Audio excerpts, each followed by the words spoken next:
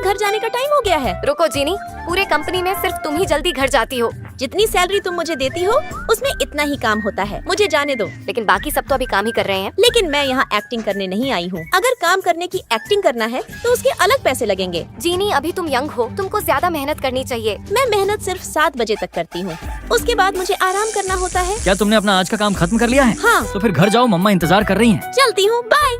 आजकल के एम्प्लॉइज को टीम लीडर की इज्जत करना ही नहीं आता है। अब इसे कौन बताए कि टीम लीडर ही इज्जत के लायक नहीं है। ये देखो उसकी फाइल।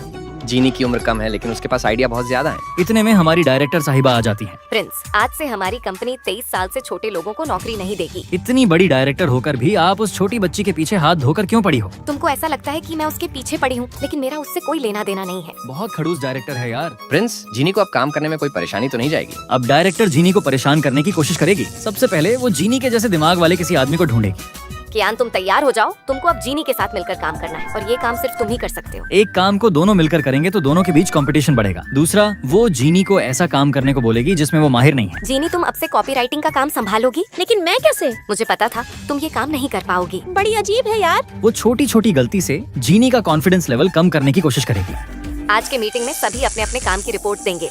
मैंने रिसेंटली ही अपनी 3 इम्पोर्टेंट स्कीम्स और 5 रिपोर्ट तैयार किया हूँ। कियान के बाद सभी ने अपना इंटरव्यू दिया और जब मेरी बारी आई तो हरामखोर ने सुनने से ही मना कर दिया। जीनी, अब मीटिंग का टाइम खत्म हो चुका है, तुम अगली बार बताना।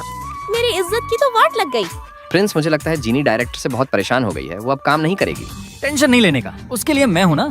फिर मेरा प्रिंस बॉस मेरे पास आता है। जीनी, क्या तुमने अपना प्रोजेक्ट कंप्लीट कर लिया? नहीं प्रिंस बॉस, मैं अभी कॉपी राइटिंग की प्रैक्टिस में बिजी हूँ। प्रिंस बॉस, जीनी की प्रैक्टिस बंद करवाइए। इसके हिस्से का काम भी मुझे ही करना पड़ रहा है, कहीं मैं पागल न हो जाऊँ। प्रिंस, तुम मेरे साथ कियारा के केबिन में आओ। कियारा, तुमने अभी तक मुकेश अंबानी के साथ डील फिक्स क्यों नहीं किया?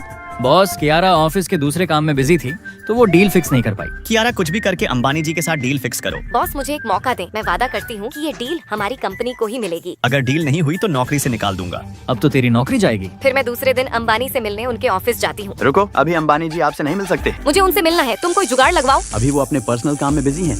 आप 31 फरवरी के दिन आइए। अबे कियान, 31 फरवरी तो आती ही नहीं है। हमको पागल बना दिया। मैडम, डील तो हुई ही नहीं, हम बॉस को क्या मुंह दिखाएंगे? अब हम दोनों को बेरोजगार होने से कोई नहीं बचा सकता। मैडम, अंदर बॉस आपका इंतजार कर रहे हैं और आपको बुलाने के लिए बोला है। कियान, तुम घर जाओ, मैं बॉस से गाली खाकर आती हूँ।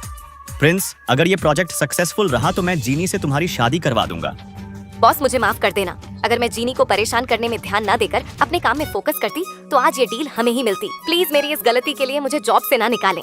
डोंट वरी कियारा, अब तुम टेंशन फ्री हो जाओ। हाँ कियारा, क्योंकि मुकेश अंबानी की डील हमारी कंपनी को मिल चुकी है, वरना मैं तुमको जॉब से निकालकर कंपनी के बाहर तुम्हारा मोमोज का ठेला लगवा देता। थैंक यू प्रिंस, तुम्हारी वजह से मेरी जॉब बच गई। कियारा, तुम मुझे थैंक यू नहीं बोलो, इसकी हकदार कोई और है। उतने में जीनी आ जाती। प्रिंस बॉस, मैंने अंबानी जी से डील फिक्स करवा दी हूँ। मेरे रहते किसी की नौकरी नहीं जा सकती। जीनी, तुमको अंबानी जी मिल कैसे गए? आज मैं मॉल गई थी तभी। प्रिंस, अंबानी जी मेरे सामने ही है। हेलो मिस्टर अंबानी, आप खिलौने क्यों निकाल रहे हो? जीनी, मुझे अपनी बेटी के लिए खिलौने लेना है, लेकिन मुझे समझ नहीं आ रहा है कि कौन सा खिलौना लूं। बस इतनी सी बात, मैं आपको खिलौना निकाल कर दूंगी। जीनी, वो वाला ठीक रहेगा? और खिलौना निकालने के बाद मैंने उनसे डील की बात करी और वो तुरंत मान गए। देखा कियारा, जीनी का दिमाग बिजनेस वूमन की तरह चलता है और उसका बिजनेसमैन प्रिंस उसके साथ होता है। अगर आपको वीडियो अच्छी लगी हो तो वीडियो को लाइक और चैनल सब्सक्राइब करके कमेंट में लाल दिल भेजो।